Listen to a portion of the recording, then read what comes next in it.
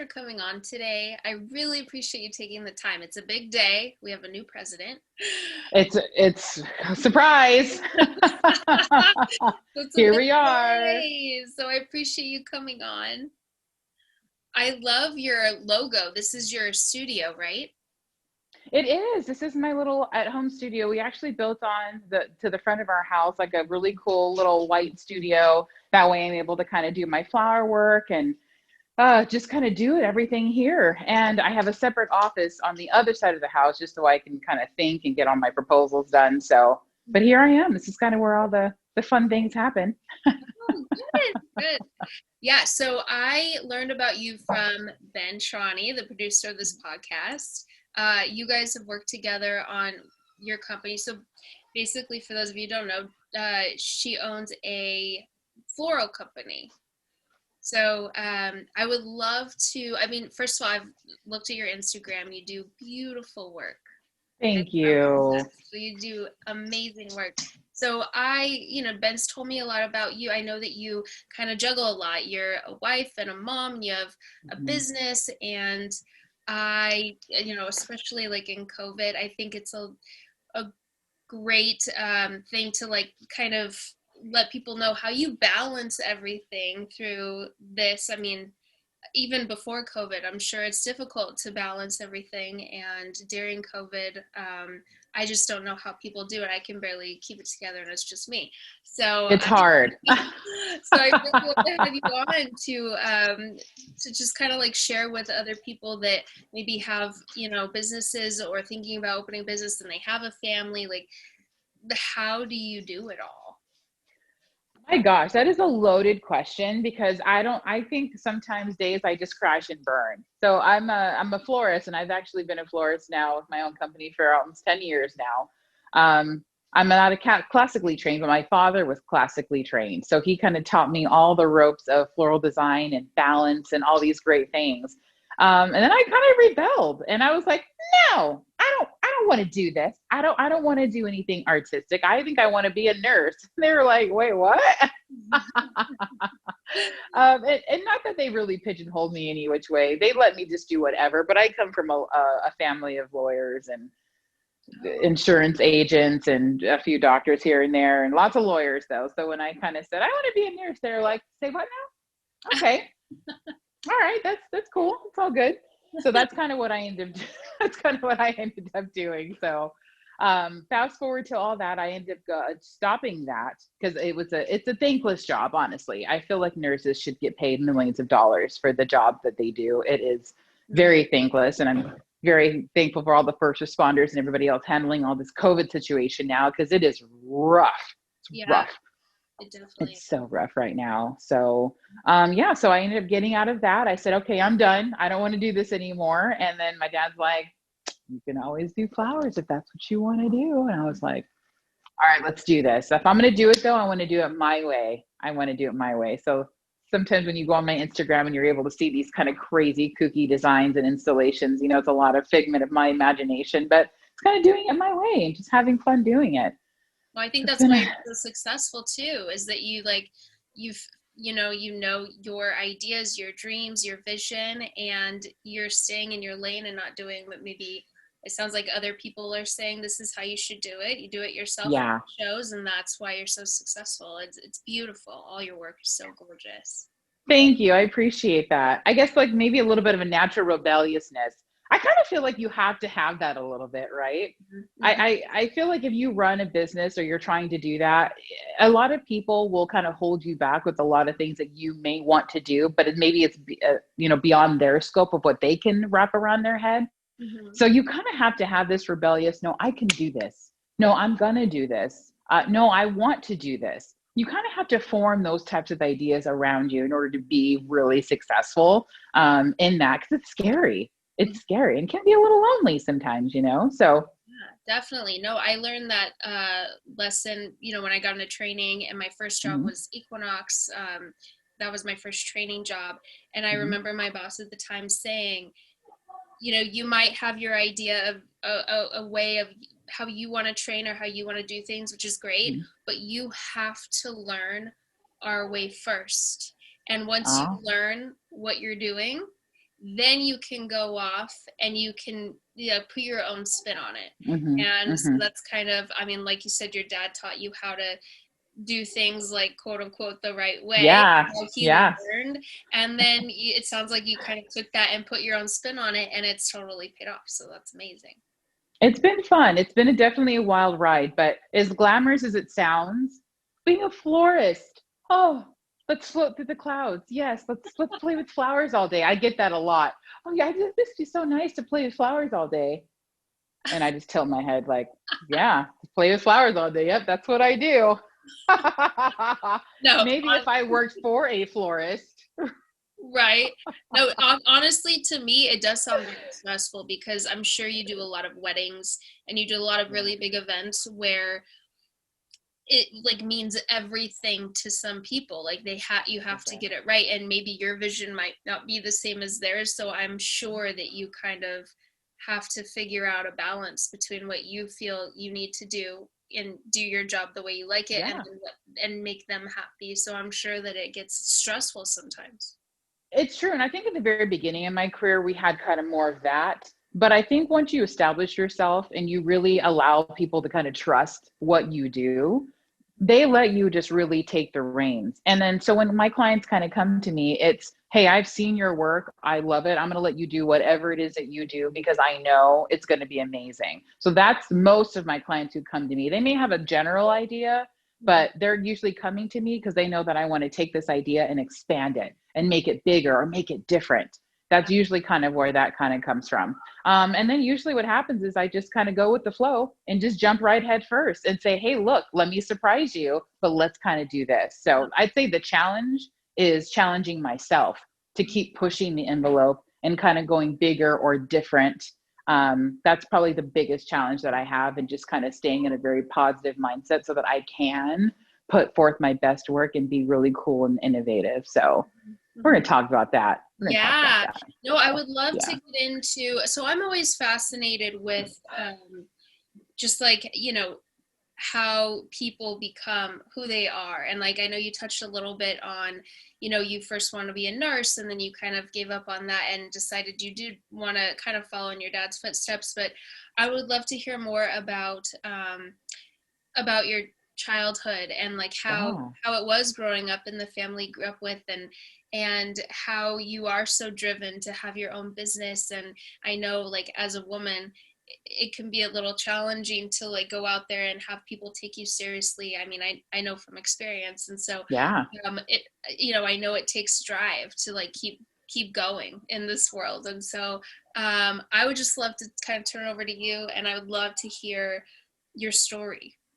So My gosh. It's funny. You asked me this question the other day, and I first said, well, why does she want to talk to me? Like, what is so interesting about what I have to say? And then the more you were kind of unraveling kind of a little bit about your history, the more I saw a lot of parallels. And I said, okay, okay, here we came to play here, Morgan. Okay. And I mean, I think we all kind of have a fun upbringing, right? I say fun because that's a very light term. It's all very speckled and glittery and all this crazy stuff that usually happens. But growing up in my household, I grew up with two very, very driven people. Very driven. My mother was very driven in the financial industry. My father owned his own business, so he was very, very driven. At first, he was a welder, got laid off after 20 years of working at a certain company, and decided, you know what, I don't want to work for another company. I'm going to do this myself. So I think a lot of that mindset was kind of ingrained in us.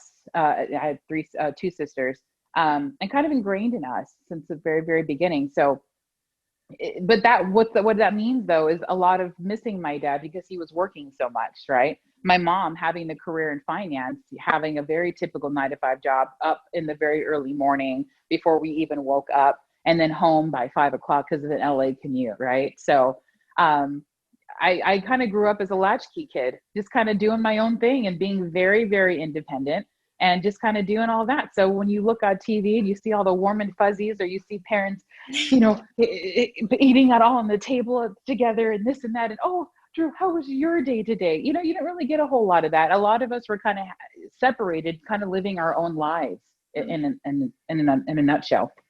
So when we did come together, that was always weekends.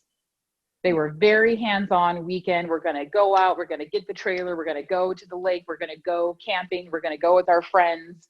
And we did not grow up rich, but we did not grow up poor.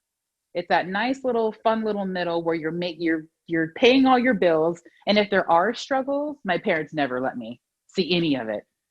That's great. Very, very interesting. And then you learn later on that we almost had the lights turned off because the bills weren't paid, or we weren't making enough, or, oh, we used to have an RV, but now it's not here. Oh, well, it got repossessed because your dad lost his job. And during that period of time when he was trying to establish his new job, some things got taken away because we couldn't balance it all. So my mom held down the house while my dad transitioned to owning his own business for at least a year. And that was a lot. It was a lot. And you really had no idea that they were struggling like that.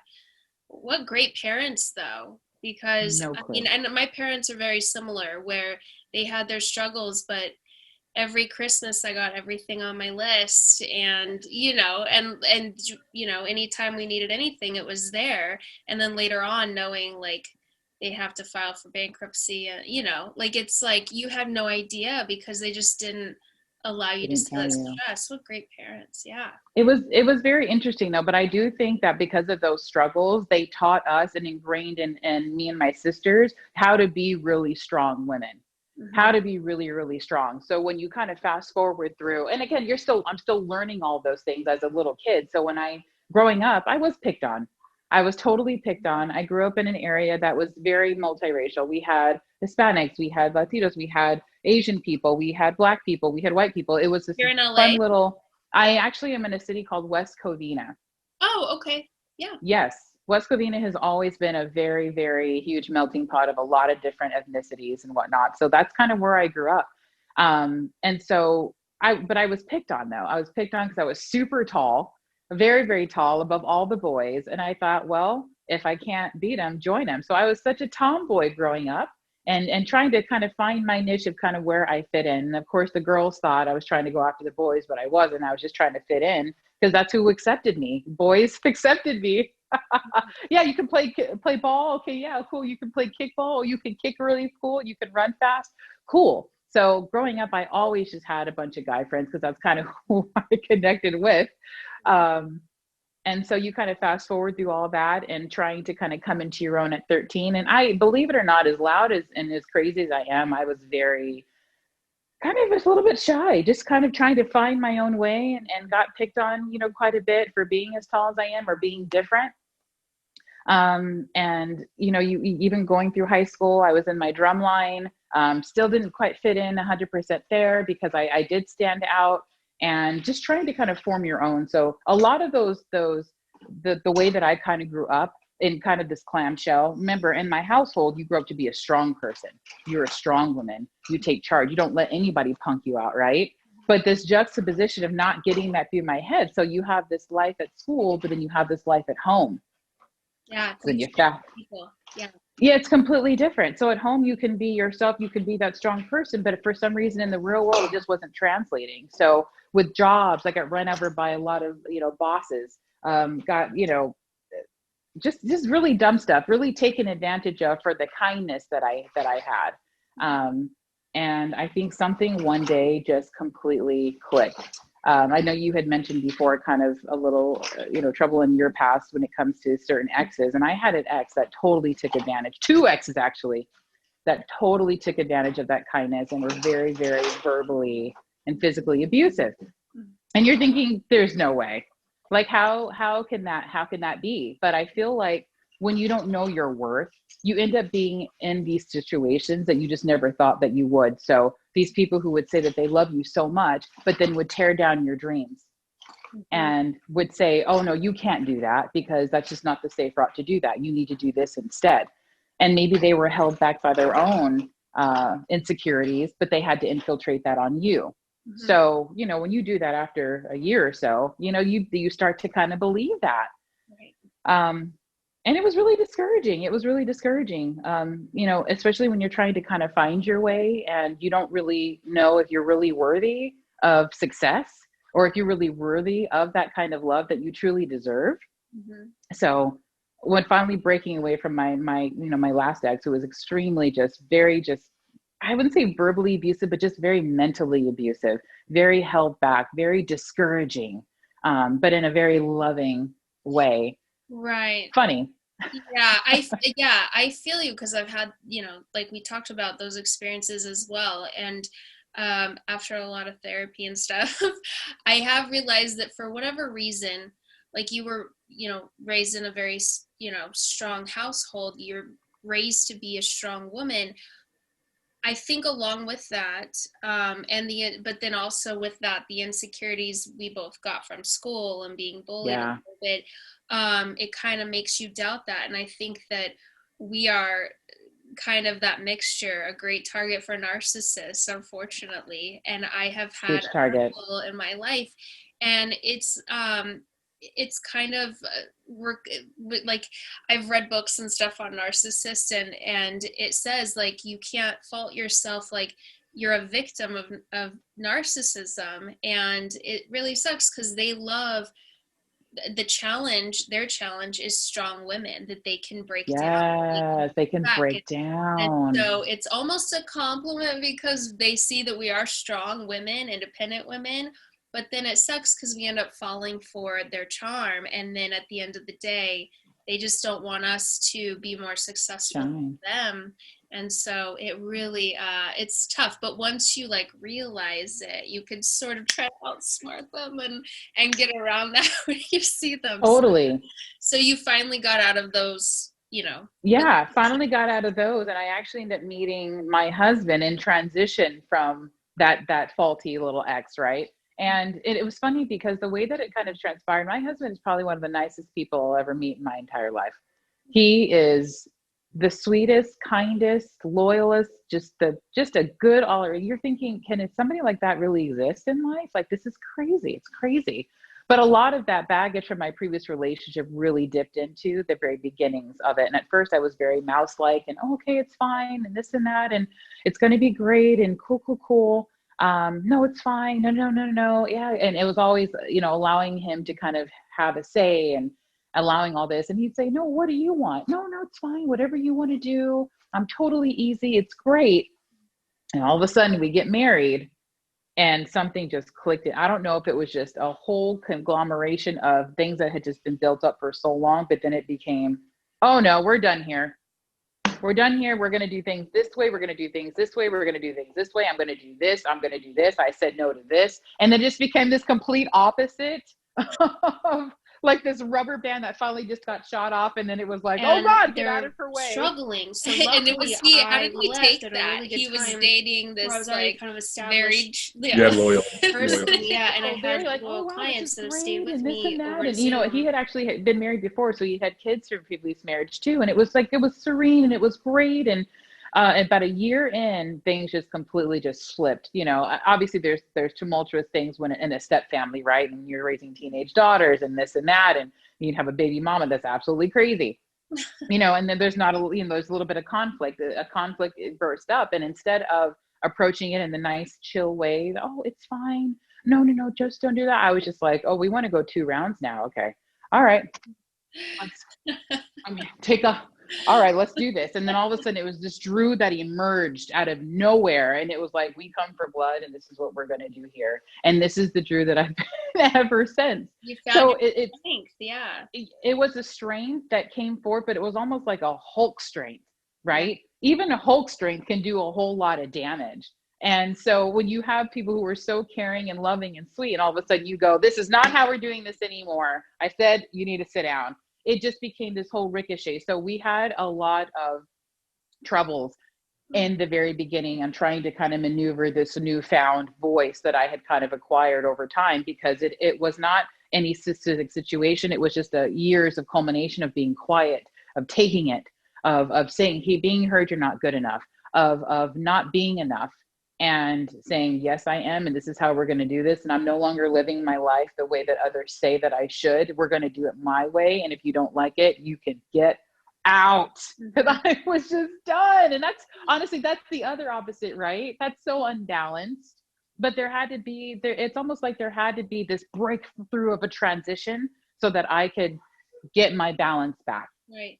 So my husband is He's really so incredibly patient, but there's no lies told here. That was rough and still is rough at times. But it's Yeah. understanding, and it's great that you had such a supportive, understanding, patient husband, because there Yeah. isn't, I guess, like a lot of men that would have handled that the way that it sounds like he did.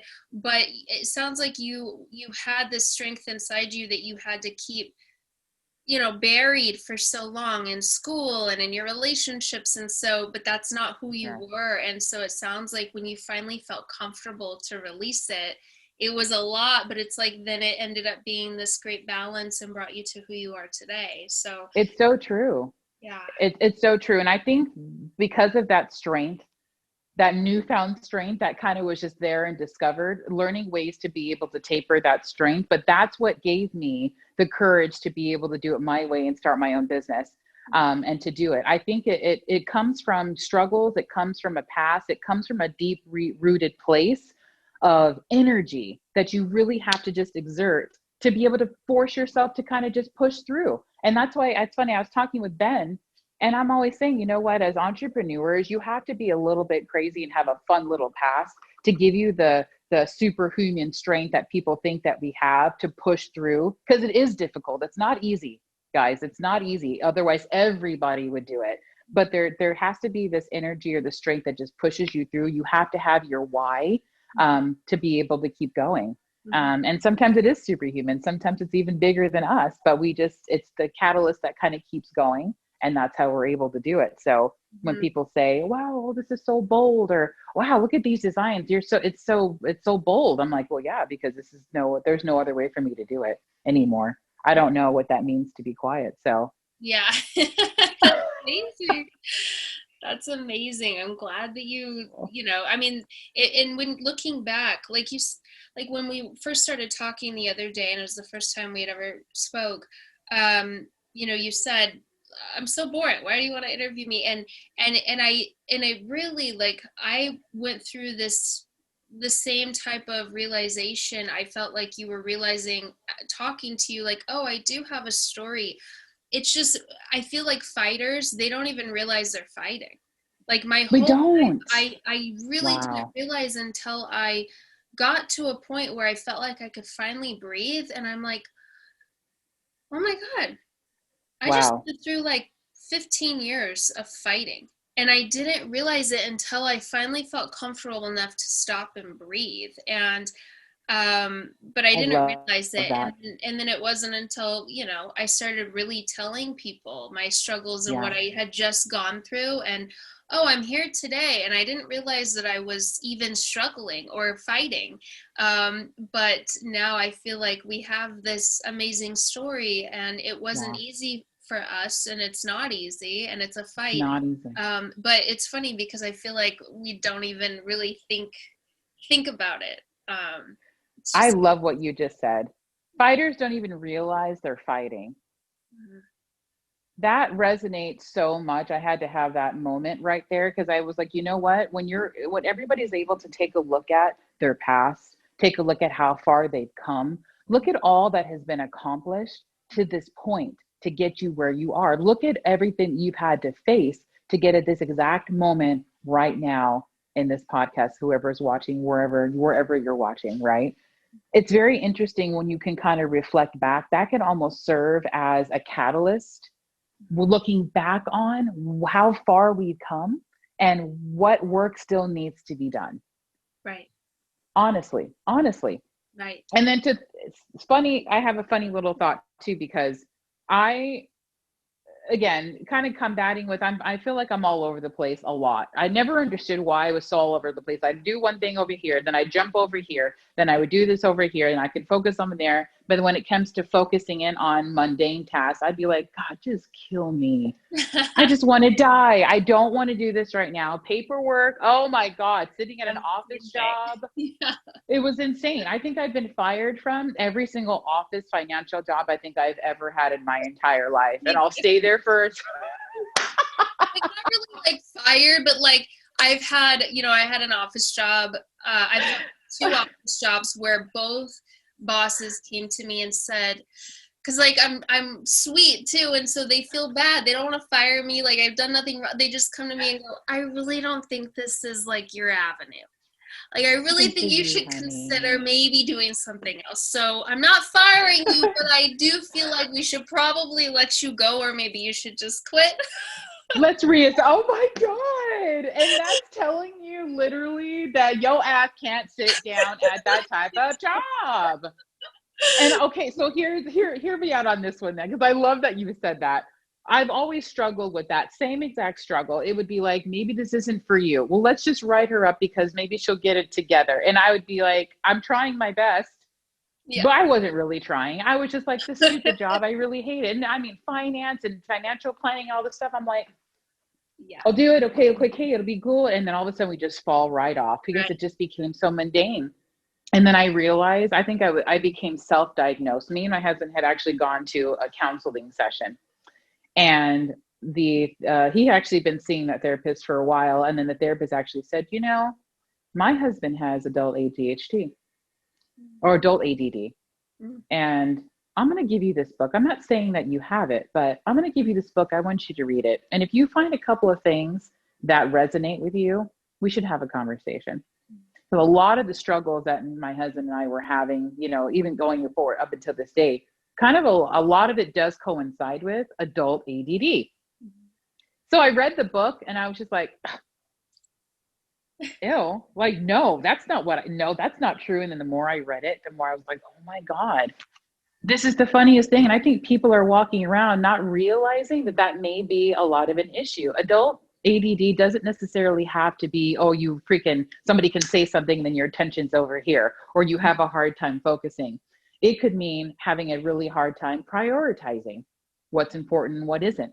It could mean things that are super duper mundane. You struggle with that attention because it's not entertaining enough, but you can build these tall installations. You can build these centerpieces. You can jump from here to here and you thrive in that because it gives you that attention. You focus on it and then you move on. Yeah. Funny situation. Yeah. And then I was like, no, I don't have it. No, but maybe I'm in denial. Okay, maybe I do. I'll just kind of secretly read this book and kind of be looking at certain things. And then I ended up going out for the show, which I made, and they cut all of us like a week before production. But whenever you do a show, they usually will have psychologists kind of assess you, make sure you're not an axe murderer, all those fun things, right? Who are they bringing onto these sets to make sure you're all good to go? And the psychologist said, I bet you struggle with ADD, don't you? And I said, what? After you read the book, can you? I said, excuse yourself? What did you say to me? And she's like, yeah, I bet you do. You said, a lot of, because she has to interview a lot of the top chefs and other shows. She said, believe it or not, a lot of top chefs, you'd be surprised, struggle with that. And they thrive in certain avenues like this and certain businesses, because you can go from one thing to one thing and uber focus on it. And then you move on and then you're done. She said, I bet you struggle with paperwork, don't you? All the fun proposals and things you have to write. I was just like,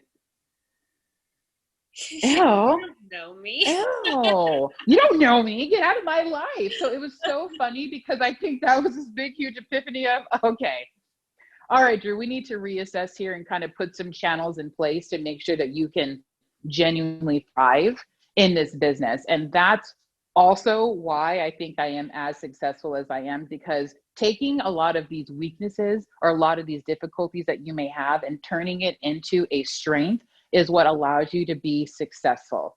Right.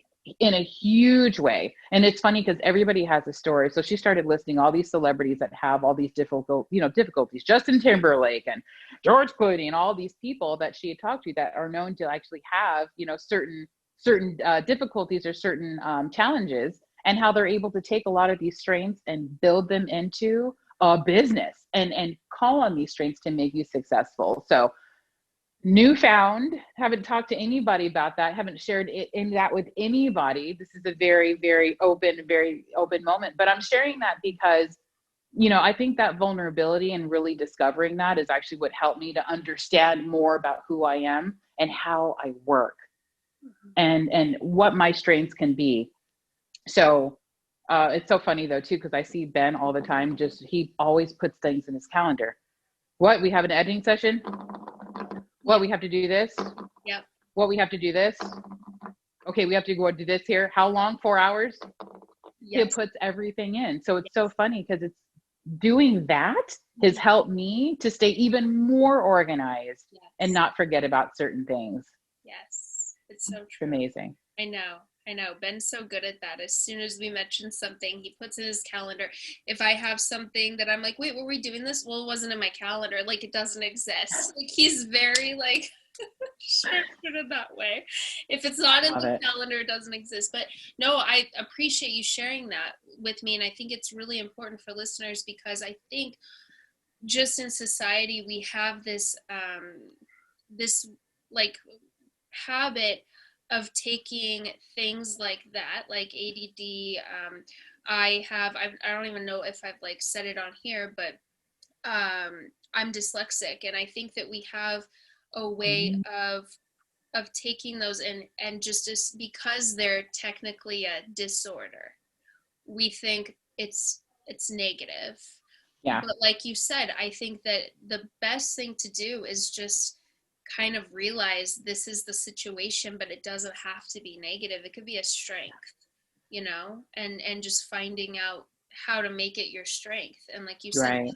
when you realize that, I think that's probably when your business got better. You realize it and you realize, okay, the weaknesses of this I can fix by doing this, but For the sure. strengths of this I can do this, and you really realize like how that's gonna help you. And I think that a lot of why I didn't do well at office work, and probably why you didn't, is because we're creative people and we can't just sit there all day. It feels like a waste of Yeah. time. Like It you have all is. this creativity and it's being wasted. Like I Totally. love putting together a program. It makes me so happy. And I like there are times like pre-pandemic where I could not wait to go to the gym because at night I'm sitting there going, okay, I'm going to do this and I'm going to do that. And then I'm going to get creative with this, piece of equipment and do this. And I'm like, I can't wait to do this. Like, it's just a spin on things, a different outlook, not being so negative Yeah, about certain things, turning it into a right. positive. So Turn I into a thank you positive. for sharing that. It's really it was eye opening for me, and I now I encourage others to look at what people call deficiencies, what people call disorders, what people call weaknesses, all of those things, and flip it around and turn it into a positive. Mm-hmm. Well, what do you do that is a strength? What do you do that you're really good at? I think for those who really truly want to own a business or be able to call those shots in their business, they have to be able to focus on what's important with them and what their strengths are and really drive it home. Mm-hmm. I think when you hear a lot of podcasts or you hear a lot of things, people will say, well, what do you like to do? Or what do you like to create? Or what do you love to, what interests you? But I think the more important question is, what are your strengths? Mm-hmm. What are your strengths? What drives you? What, if you have to describe yourself in 5 different keywords, how would you describe yourself positive only? Then make a column for the negative and see how many negatives you can turn into positives. Mm-hmm.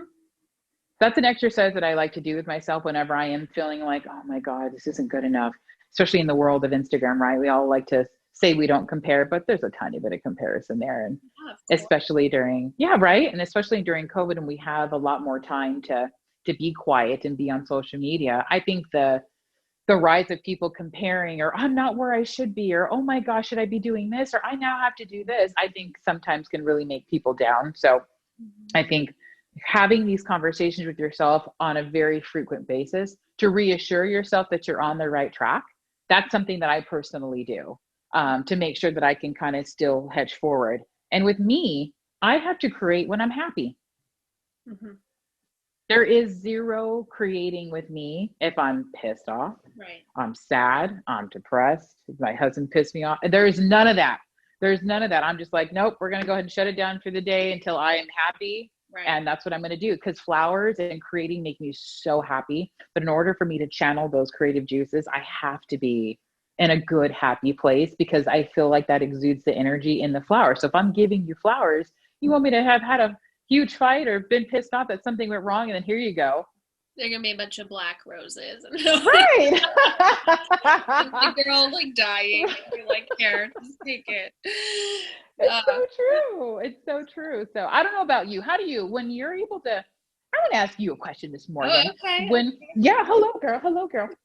So when you have to channel, say something just went so wrong and you're like, oh my gosh, and you have a client in an hour that you have to train who you know is bubbly and just great, and you have to motivate them. Where do you find the strength Yeah, it's to get up really and do your tough. thing? It's really tough, and I have to be honest, I don't always do the best job of it because part of personal training is you're very personal, and my clients become my family.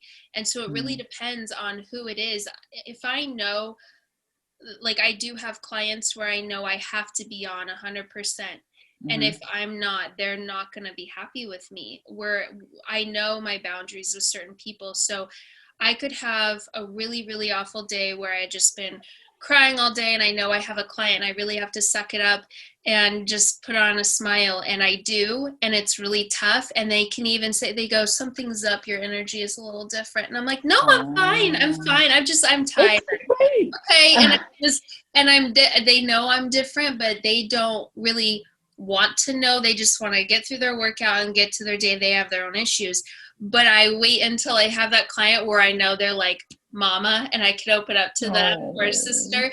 And then, the training session that they're paying me for will turn into a therapy session. And they're like, and I'm like, okay, you really need to get to your workout. And they're like, ah, no, it's okay. And I'm like, oh my, and so it's kind of a struggle. Like mhm, and it also was easier when I was working at a gym to mhm, like keep things really professional, but owning my own business, there's a lot of great things about it that I love. I wouldn't take it back. I'm glad I left Equinox and I did. I'm glad I'm on my own now. But as far as keeping that professional like mhm. boundary, it just completely depends on the client. And Makes sometimes sense. I do like struggle with that. I'm still, but at the same time, like those clients that I do open up to, and that it does sometimes for both of us turn in a therapy session. Sometimes they've been with me the longest and they've Mhm. gotten great results, and it all kind of works out and we're like family. And so I don't know if I would really change it too much, but it's really tough to you can tell when I'm in my programming, like when I'm on that day and things are great, and then you could tell the days I'm not. I'm like, just do whatever. Like just Just get it done. like let's just do let's It's just just you'll get through it. yeah. Right. I think Let's try yeah. we all have these things that we can try to use as coping mechanisms to kind of get through certain things. And I've kind of, it's funny because you are a trainer and I've always respected trainers and people who can train their bodies to do what they need it to do. I've always respected that. I actually grew up as the chunky kid. I totally did. That also contributed toward the great self-esteem issues. I grew up chunky. My sisters were always had cute little bodies, banging bodies, black girl booties. And so I just didn't have that. And so I got to a point where I was in my late teens, like I think barely 20 is when my body just started changing. And I really started to put more energy into nutrition and working out. And I felt so amazing. And I think that's where this newfound, kind of growth kind of came from. And then of course, then other difficulties in life kind of come through, and then a couple more toxic relationships. And I ended up gaining a lot of weight. And it's funny that we're having this conversation now because it is just over the last maybe couple weeks where I am literally rediscovering Mhm. putting in the amount of energy that I want into my body so that it can perform and do what I need it to do. I was putting a lot of emphasis on eating because it made me happy and fun. It was fun. Yeah. Yeah. Potatoes. I love baked potatoes. I love all these things. It makes me so happy and fun. And then you feel like crap afterwards because you're not putting things in your body that you really need to fuel it.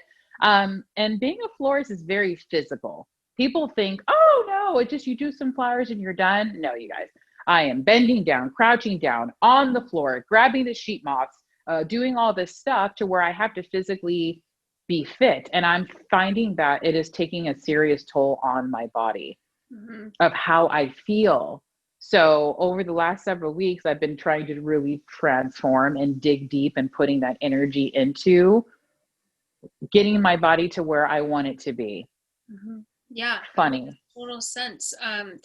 Yeah, and I kind of same, like we kind of talked about it. I've talked about on here a little bit that I was in a car accident and wasn't really able to Mhm. be active, and so I was a little chunkier as well. And in one of my relationships that was very emotionally abusive, Mhm. he would tell me like, you have really fat thighs, like you should Oh really my try to do, God. and so but when I finally got into eating better and working out, like you do see Mhm. that you feel so much better Feel about better. yourself, mentally and physically. And I think it's so important. And anytime I do kind of go off on my diet a little bit, I just go, I don't know, it's funny because I've come such a long way. It took me a long time to get to where I am with my Mhm. nutrition, but now when I go off of it, I'm like, how do people do this all the time? It's not worth it. It does Not not worth feel it. good. Like it is not worth that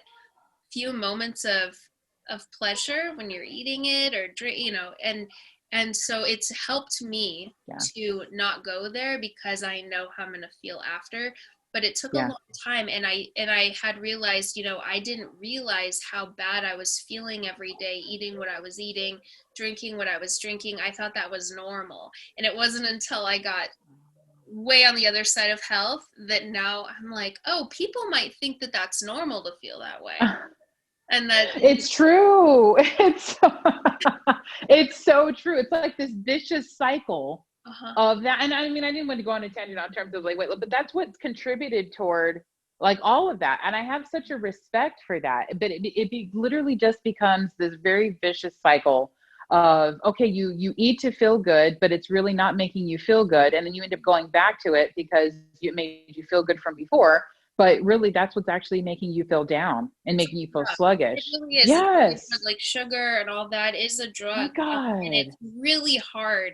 I mean, I grew up eating awful. My parents didn't know any better. I don't blame them, but I had like, I mean, my mom thought that those like little Debbie's oatmeal cookies with the cream in the middle was Oh like my healthy gosh. because it had oatmeal. So like that was my breakfast.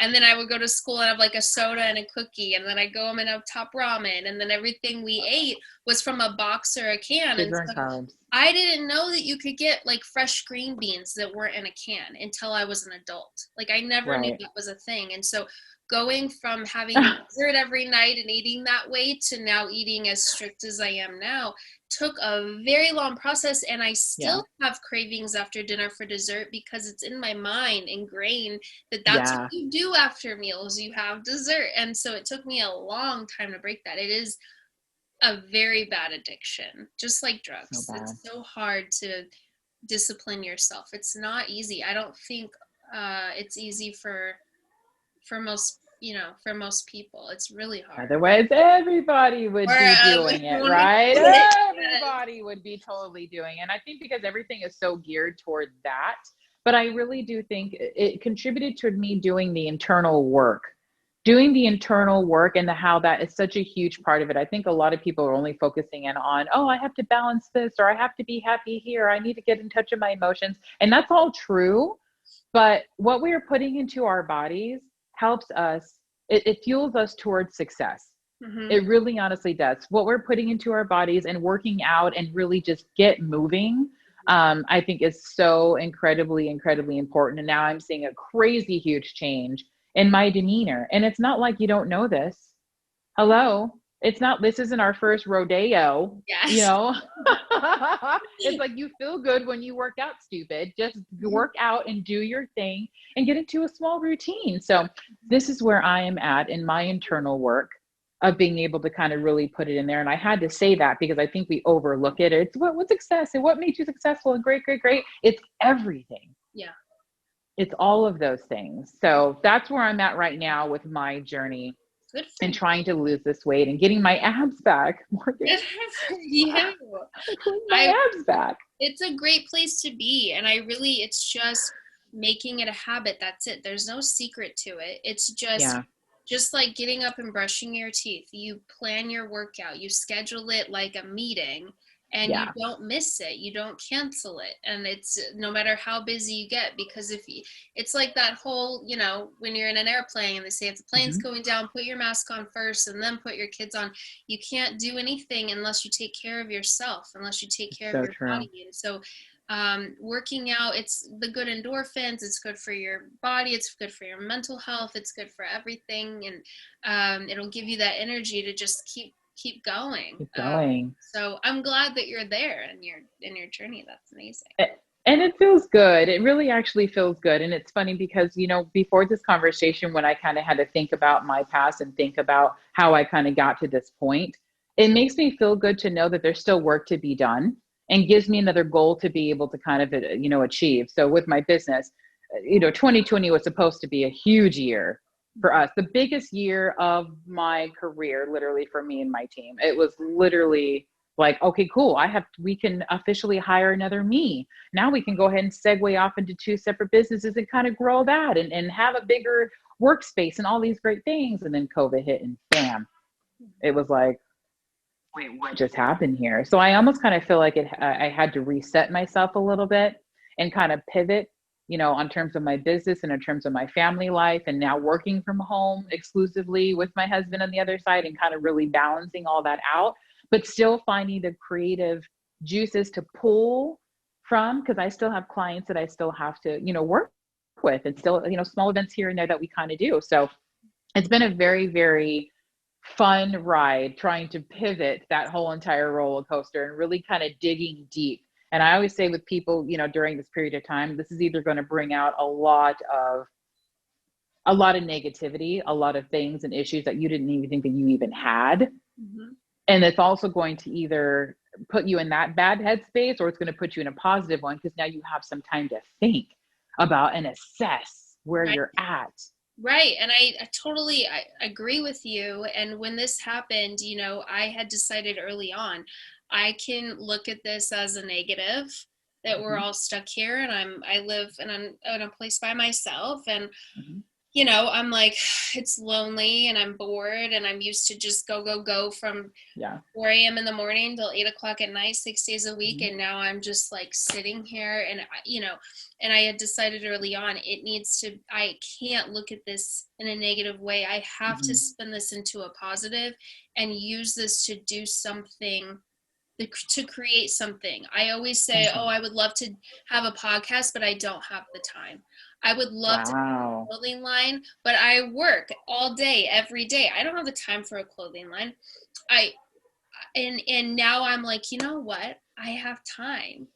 Look at Yeah, you now. look at this. And so I Doing it. clothing line going, I got the podcast going, and it's like, then I hear from people that are like, oh, I had all these plans and it didn't work out, and now they're just depressed. And I encourage them all the time, like, I know this sucks, we're all in the same boat, no one is getting out of this, like like, let's just Let's do just what we work can. We it. always say we don't have time for things, now we do. Right. You Now have you to, do. like, look at this in a positive way. And so kind of segueing into now your COVID life, I know you said you still have some clients that you do, I do. smaller things for. And so you also are married and you have kids. And so has this Yeah. changed your relationship with your husband at all, or like having him home all the time with you, or your kids home all the time with you? How have you navigated I want to die, that? Morgan. Thank you just for the just honesty. bury me in the backyard. Just bury me. Oh, girl, I am nothing but honest here. There is no mincing words with me. No, I'm not. Some days I'm like, yes, let's do this. This is great. Okay, great. Oh, he ate his vegetables. Oh, that's great. Okay, we're cooking and it's great. We're juggling. Great. And other days I'm like, goodbye. I gotta go. I'm not doing this, because you have to kind of know where your limitations are. So to say that I'm juggling it all is no. Some days you drop the ball. Sorry, it just happens. You have to do what you can within the time frame that you have. And there's time periods where I have a wedding on a weekend, or I have some private clients that I have to kind of get some things over to. Guess who ain't going to school that day? Or guess who? Hey, Corey, I need you to help me out. we were able to kind of do like a little part-time nanny situation where I was able to have somebody come in and help me. We're not rich, so we can't do it all the time, but having somebody kind of come in part-time to kind of help me during times where I know I'm going to be really busy, and utilizing my family a whole lot more to help me with Dylan. Because he's a handful. He's 6 years old, and we're at that fun point in school where, kindergarten, you got to do the schoolwork, but they don't want to do it. And it's online and it sucks. And at first he was going to a special day class because he actually has autism. And so he's going to a special day class doing that. And now he's not, he's at home and he's like, Mommy, I don't want to do school. I'm like, I understand, honey, but you got to do it. So having to kind of juggle that now and work with all that, but I still have clients. Hey, Drew, can you let me know what the guest count is for this? It's like, it's never ending. But I do feel like my husband and I have worked really well as a team as much as we possibly can. It has not been perfect. And I've sent a couple of F-bombs on a daily basis because I'm like, God dang it, I need some help. We need to work better. We need to work better as a team. We got to have a schedule here. And again, he's just looking at me like, I mean, I get it, but I have to work. I got to work too. You're the one who's new here. You're the one who's never usually here working. Now you're here. We had a flow. So in balancing all that, trying to have as much of a schedule as I possibly can has been the greatest asset to me. But the nature of my business can be very unpredictable. A planner of mine could easily call me and say, hey, there's a small gathering. They decide they want to get married. It's really small, but the budget's $15K. We need to have flowers laced from the top to the ceiling. You got to get it done. Mm.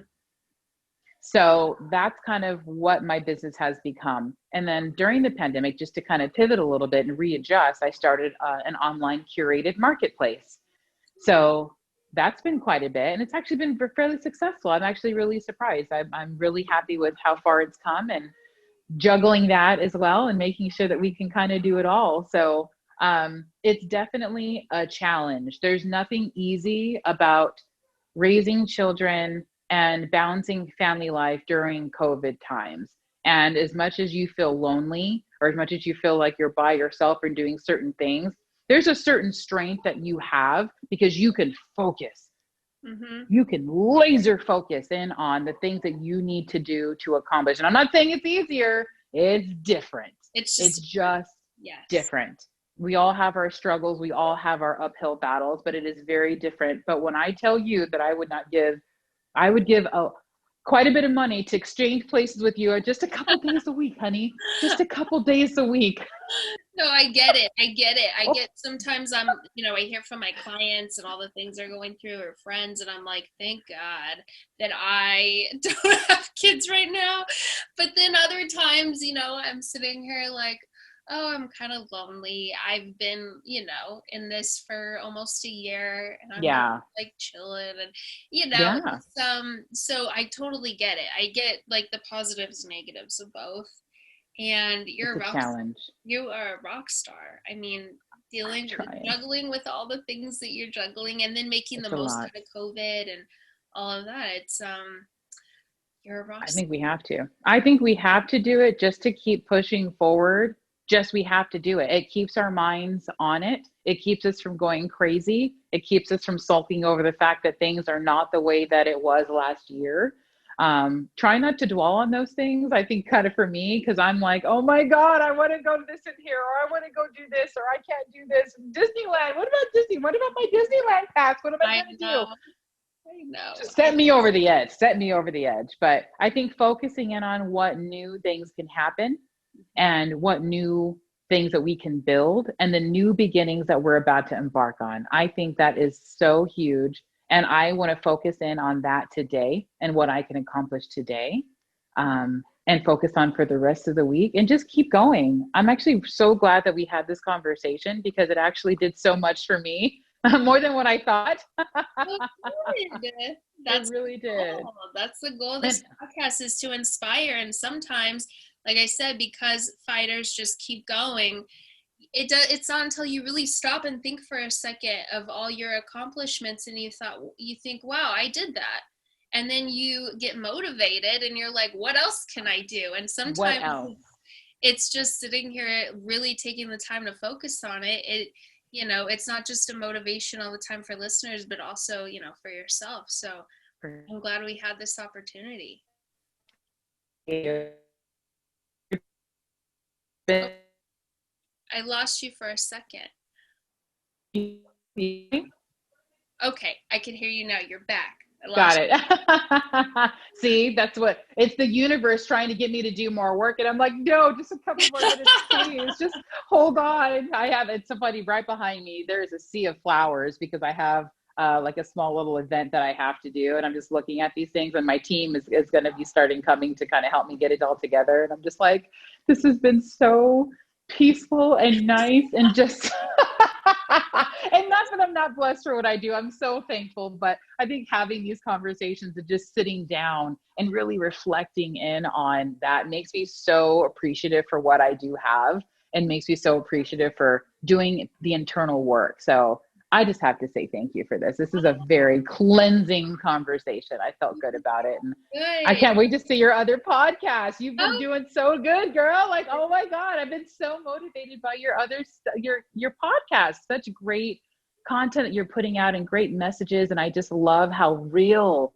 this podcast has been. There's been a lot of fake ones just floating all around. And I appreciate how candid this has been and how open and how just real. Keep doing it. Keep going. Very motivating. Thank you for so sure. much. That means more than you know. So thank you so much for that. And I look forward to seeing what you do next with your business. What just to kind of leave off, like, do you have any advice for, any woman especially trying to like start their own business and they're kind of not knowing how to do it? Do you have any advice for them?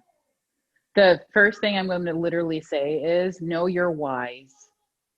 Know and understand your whys and make a note of your. You have to keep going. You have to. I've been doing this for a long time, and I don't see the same faces that I started off with. So you have to keep going and be consistent and work. To having longevity other than just keep going and keep being successful and find the things that you're good at and keep yourself forward, and also surround yourself with live people. That's a big deal. You can't surround yourself with people who are going to motivate you to keep you going, who have potentially other successful businesses and just can be that positive ring who can help to kind of guide you. Mentorship is huge. Finding people who are in a similar business as yours and asking those types of questions. But I would definitely say to start there with that work, because that almost always channels into successful other channels for you to keep going and forging that road ahead. I know it sounds cliche, but that's how most of us did it. We had to be able to get on that road and just forging our way and forging that path. And that's just how I personally did it. Right. And don't let anybody tell you otherwise either. It's hard being a woman in these businesses and being owners of this, right? Don't let any men come along and tell you you're not worthy, or it's not good enough, or you can't do it, or you're not. Oh, I lost you again. Oh no, guys, we're having a little technical difficulty. Just 1 second. Are you there? Uh-oh. Guys. Drew, I lost you.